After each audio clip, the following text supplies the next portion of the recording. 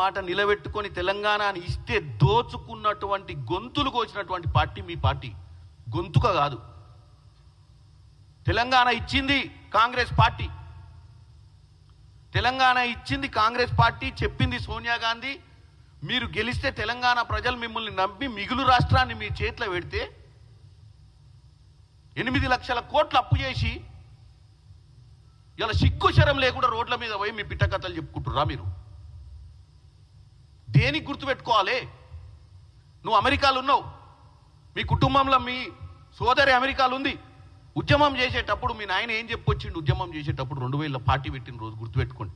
ఆ పార్టీలో ఆ రోజు ఈరోజు కల్లం యాదగిరెడ్డి గారు లేరు, సత్యనారాయణ గారు లేరు. 5 సభ్యులతో మొదలైన పార్టీలో మీ నాయన ఒక్కడే ఉండు, ఆయన 5 కొడుకులు తప్ప ఇంకెవడు బతకలే ఈ పార్టీలో. టైగర్ నరేంద్ర లేడు.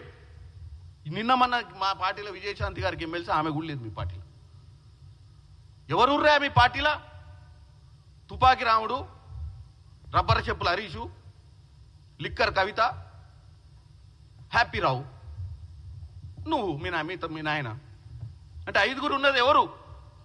పార్టీ ఆవిర్భావం చెందిన రోజు ఉన్నటువంటి 5 నాయకులు ఎక్కడుర్రు? వాళ్ళ కుటుంబ సభ్యులు ఎక్కడుర్రు? వాళ్ళ పరిస్థితి ఏంది?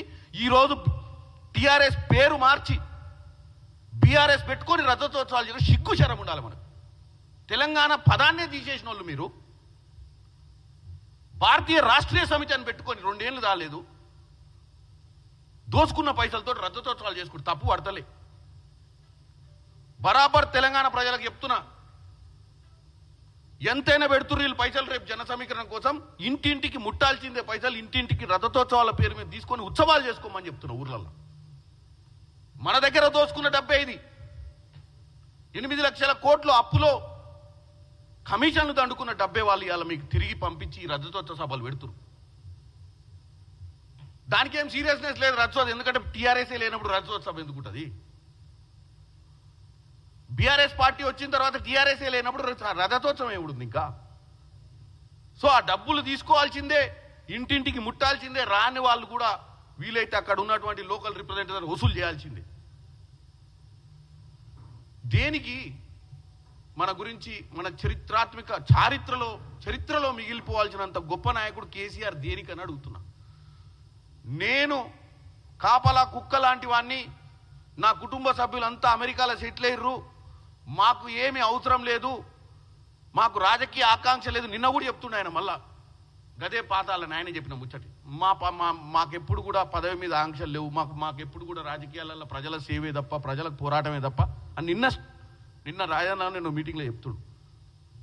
ఇదే మాట మీ అయ్యే చెప్పిండు ఆ రోజు. నేను కేవలం తెలంగాణ తేవడమే నా లక్ష్యం అని, తెలంగాణ తేవడానికే నేను ఉద్యమం చేస్తున్నా, తెచ్చుడో చచ్చుడో అని చెప్పి ఆ రోజు ఇట్లాంటి పిచ్చి మాటలు చెప్పి కాపల కుక్క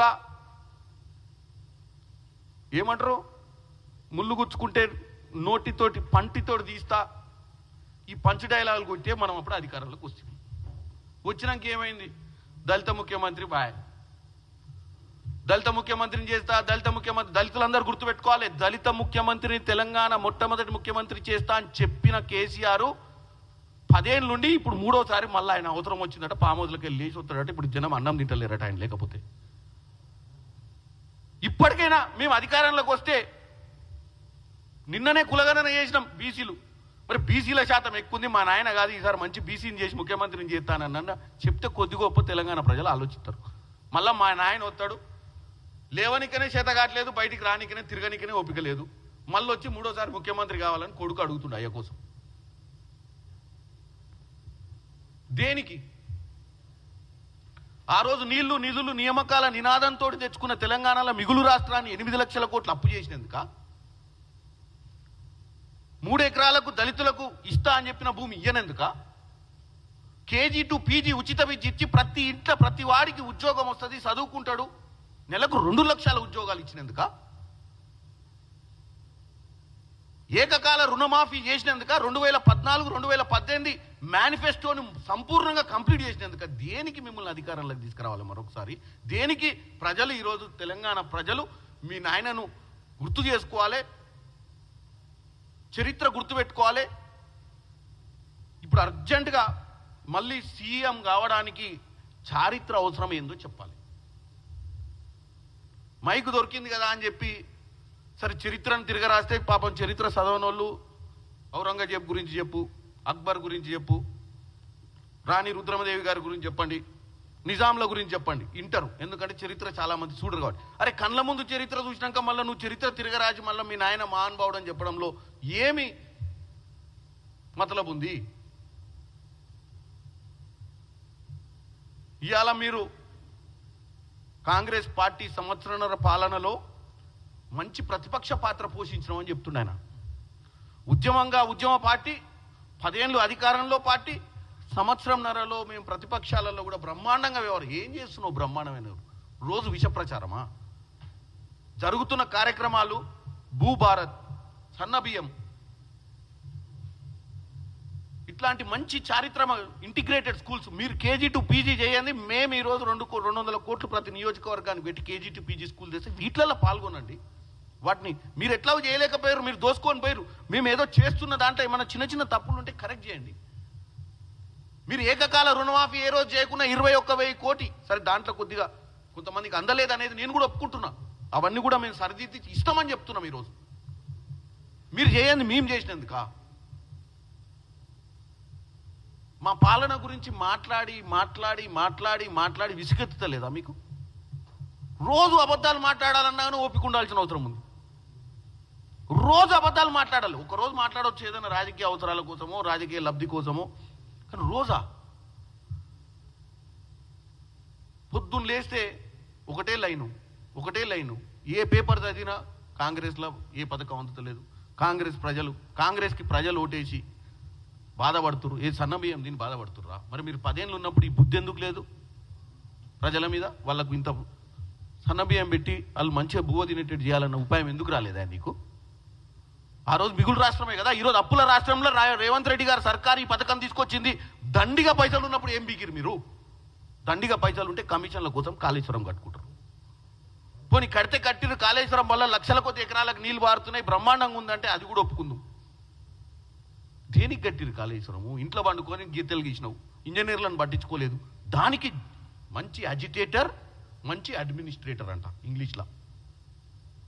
అడ్మినిస్ట్రేటర్ అంటే ఇంట్లో కూర్చొని ఇంజనీర్లు చెప్పింది కాదని అక్కడ సాయిల్ రిపోర్ట్ తీసుకోకుండా, ఫౌండేషన్స్ గురించి చర్చ పెట్టకుండా ఎక్స్పర్ట్ ఇంజనీర్స్ తోటి, ఇది అడ్మినిస్ట్రేటర్ అంటే. ఏం కేటీఆర్ గారు, అడ్మినిస్ట్రేటర్ ఏందో నువ్వు ఇంగ్లీష్లో తెలుగులో చెప్పాలి. మరి 10 ఏళ్ళు అడ్మినిస్ట్రేషన్ చేసి దరిద్ర పాలన ఎందుకు వచ్చేది? 7-8 కోట్లు నెలకు మిత్తి కట్టాల్సిన దరిద్రం ఎందుకు వచ్చేది? పోనీ 8 లక్షల కోట్లు అప్పు చేసినాం, పెట్టుబడి పెట్టినాం ఈ రాష్ట్రానికంటే, మరి పెట్టుబడితోటి ఉద్యోగాలు అటుపోయినాయి. 8 లక్షల కోట్లు కంపెనీలు పెట్టుంటే, 8 లక్షలతోటి ఇన్ఫ్రాస్ట్రక్చర్ డెవలప్ చేసి ఉంటే, కాంగ్రెస్ పార్టీలో వచ్చింది ఇక్కడ హైదరాబాద్ మెట్రో తప్ప తర్వాత నీ 10 ఏళ్ళ హయాంలో 1 ఇంచు మెట్రో జరిగిందా? ఇవాళ నా భువనగిరి పార్లమెంట్ ప్రజలకు అడుగుతున్నా నేను. వీళ్ళు 10 ఏళ్ళు పాలించి ఇలా సిగ్గుశరం లేకుండా మాట్లాడుతున్నారు. భువనగిరి నుంచి హైదరాబాద్కి రావాలంటే రైళ్లు లేవు. పొద్దున ఒక రైలు ఉంది ఉద్యోగానికి రావాలంటే. ఇవాళ వీళ్ళు పిచ్చి మాటలు మాట్లాడతారు. భువనగిరిలో ఇవాళ వాస్తవంగా భువనగిరి కూడా హైదరాబాదే. నువ్వు లండన్లో న్యూయార్క్ అంటావు, ఈస్టాన్బుల్ అంటావు, మీ అయ్య చెప్పిన కథలు. అది లండన్ ఈస్టాన్బుల్ అయితే భువనగిరి అంత దూరం ఉంటే 15-20 నిమిషాలల్లా వాడు లండన్ సెంట్రల్కి వస్తాడు. ఉద్యోగం చేసుకొని సాయంత్రం పోయి ఊర్లో ఉంటాడు. మరి వాడు ఉపాధి ఇలా కాకపోయిందా? ఇలా తక్కువ పెట్టుబడితో అమ్మా నాయనతో ఊళ్ళోనే ఉండి ఊళ్ళో పంట పండించుకోనో, లేకపోతే ఊళ్ళో ఏదో వ్యాపారం చేసుకోనో, లేకపోతే వాళ్ళ అమ్మ నాయన ఆడు ఉంటే తక్కువ ఖర్చుతోటి ఇంటి రెంట్లు లేకుండా ఇలా భువనగిరి నుంచి హైదరాబాద్కి వచ్చి వెనక పోలేకపోయిందా? 8 లక్షల కోట్లతోటి, 1,50,000 కోట్లతోటి ఇలా RRR 1,50,000 కోట్లలోనే ఇవాళ మూసీ నది ప్రక్షాళన, 1,50,000 కోట్లలోనే రేడియల్ రోడ్స్, 1,50,000 కోట్లలోనే ఒక ఫ్యూచర్ సిటీ. ఇన్ని డెవలప్ చేస్తా అంటున్నటువంటి రేవంత్ రెడ్డి గారి సర్కార్ని నిందించి మీరు 8 లక్షల కోట్లతోటి కొత్త ఉద్యోగాలు తేలే, కొత్త రోడ్లేలే, కొత్త మెట్రో వేయలే. ఈ హైదరాబాద్ చుట్టుపక్కల 70 కిలోమీటర్ల వరకు ఉన్నటువంటి ఊర్లు అంటే మెదక్, రంగారెడ్డి జిల్లా, మహబూబ్ నగర్ జిల్లా, నల్గొండ జిల్లా, కరీంనగర్ జిల్లా అన్ని కనెక్టివిటీ కదా. ఇలా అందరు ఊర్లలో ఉండుకొని హైదరాబాద్కి వచ్చి మెట్రోలను అమెరికాల లెక్క జమ్మని స్పీడ్లో వచ్చి గంటల అరగంట సేపట్ల హ్యాబిట్స్ కాడ దిగేటోడు హ్యాబిట్స్, అమీర్పేట కాడ దిగేటోడు అమీర్పేటలో దిగి ఉద్యోగాలు చేసుకొని సాయంత్రం కల్లా 5 ఇంటికి ఇంట్లో పడుతుంది.